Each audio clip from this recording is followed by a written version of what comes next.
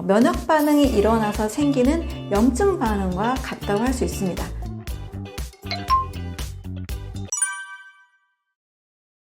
많은 분들이 이제 채식을 하게 되면은 단백질도 부족하고 특히 비타민 B12가 부족하다라고 알고 있습니다.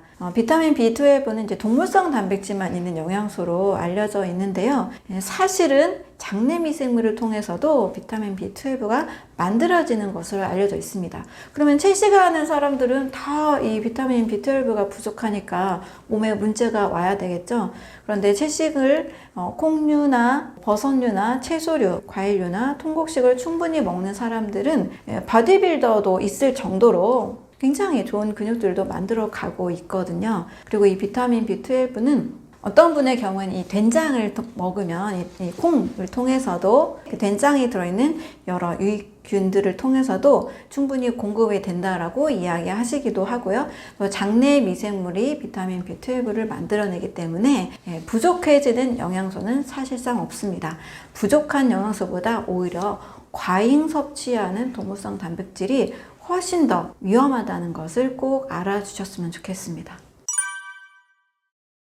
염증이 생기는 이유를 이제 크게 한 3가지 정도로 살펴보면 좋겠는데요. 첫 번째는 말 그대로 염증은 왜 생기냐면 우리 몸에 불필요한 것들이 들어왔을 때 방어하는 과정, 면역이라고 하죠. 이 면역 반응으로 인해서 생깁니다. 세균이나 바이러스나 곰팡이, 여러 성분들 우리 몸에 전혀 필요가 없는 것들이 우리를 공격할 때 염증이 생길 수밖에 없습니다. 이럴 때 생기는 염증은 당연히 자연스럽게 우리 몸이 전반적으로 기능을 잘 해낸다라면 잠깐 생겼다가 잘 이 면역 반응이 잘 이루어지면 사라지는 것이기 때문에 큰 문제가 되지 않습니다. 하지만 두 번째 이유인 여러 화학물질에 의해서 생기는 염증은 반드시 우리 몸에서 생기지 않도록 조심을 해야 됩니다. 이 화학물질이라는 것은 몸에 불필요한 식품 첨가물과 그리고 약품이 될 수가 있습니다. 이 첨가물은 일부러 첨가물을 이렇게 몇 그램씩 먹는 사람은 아무도 없겠죠.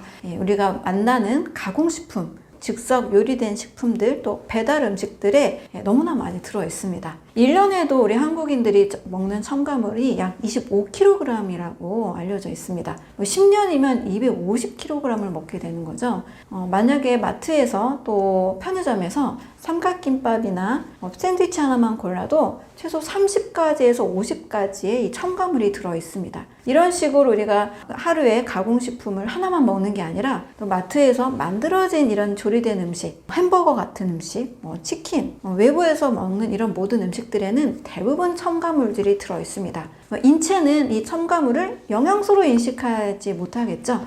합성 착색료, 보존료, 이런 첨가물들이 몸에서는 다 불필요한 이물질로 인식이 됩니다. 그러면 간에서 또 신장에서 여러 가지 해독이라는 과정을 거치게 되는데 약간의 첨가물은 몸에서 거뜬히 해독할 수 있겠지만 너무나 많은 가공식품, 너무나 많은 이 보존되는 음식들을 먹다 보면 몸에서는 이것들을 다 해독하다가 지쳐서 염증 반응을 일으킬 수밖에 없습니다. 일단 이물질은 다 염증을 일으킨다라고 이해하시면 되겠습니다. 또한 약품도 몸에서 계속 해독을 해야 되는 성분입니다. 모든 화학물질들은 인체가 필요로 성분이 절대 아니기 때문에 다 해독을 해야 됩니다. 이 해독하는 과정에서 우리 몸에 지나친 이 성분이 들어오게 되면 면역세포들이 다 염증 반응을 일으킬 수밖에 없습니다.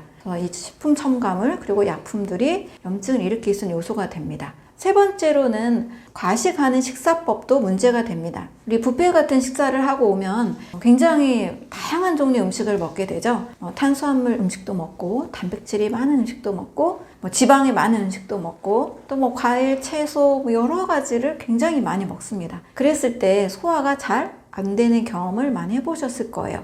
트림도 나오고 가스도 나오고 또 다음날 변 상태도 굉장히 좋지 않은 것을 경험해 보셨을 겁니다. 이것은 소화 불량된 상태인데요. 모든 에너지를 내는 탄수화물, 단백질, 지방이라는 이 음식들은 완전히 소화가 잘 돼서 완전 연소가 돼야 찌꺼기만 잘 나가면 우리 몸에서 큰 문제를 일으키지 않습니다. 그런데 이 탄수화물이 제대로 여러 음식들과 섞여서 소화가 안 됐다. 그러면 탄수화물은 발효가 되고 단백질은 부패가 되고 지방은 산패가 됩니다. 자, 몸속에 발효되고 부패가 되고 산패가 된 찌꺼기들이 쌓여 있다 라고 상상을 한번 해보세요. 이것은 집 거실 위에, 식탁 위에 엄마가 이제 불고기를 해놓고 일주일 동안 그대로 뒀다고 상상해 보시는 것과 똑같습니다. 실온에 그대로 둔 이 고기 음식들이 시간이 지나면 이제 부패 변질돼서 썩어서 냄새가 나죠.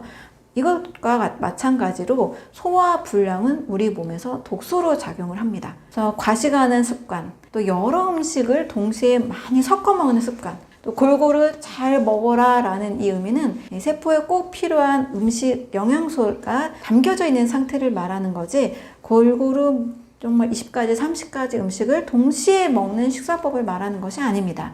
골고루 동시에 너무 많이 먹을수록 소화불량이 돼서 독소로 작용하기 때문에 과식하는 습관, 이것도 역시 몸에 염증을 일으킬 수가 있습니다.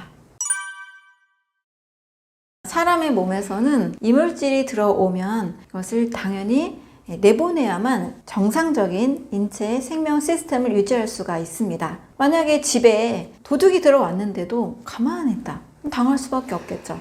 강도가 들어와서 거의 뭐 살인하려고 하는 이런 사람이 들어왔다, 가만히 있으면 당연히 우리가 생명의 위협을 받을 수밖에 없고 생명을 잃을 수밖에 없겠죠. 가만히 있는 것은 인체가 면역 반응을 하나도 하지 않는 것을 뜻합니다. 그러나 몸이 면역 반응을 해서 염증이 생긴다는 것은 도둑이 들어오고 강도가 들어오면 막 저항을 하고 싸우고 또는 경찰을 불러서 해결을 반드시 해야 되죠. 우당탕탕 해결하는 과정 속에서는 좀 시끄럽고 굉장히 물건도 어질러지고 많은 문제가 생길 텐데요. 이것이 바로 면역 반응이 일어나서 생기는 염증 반응과 같다고 할 수 있습니다. 염증이 일어나게 되면 여러 몸의 반응들이 나타나는데요. 통증이 생기고 발열, 열이 생기고 발적, 빨갛게 붓고 기능이 멈추게 되는 이런 또 부종이 생기기도 하고 또 기능에 이상이 생깁니다.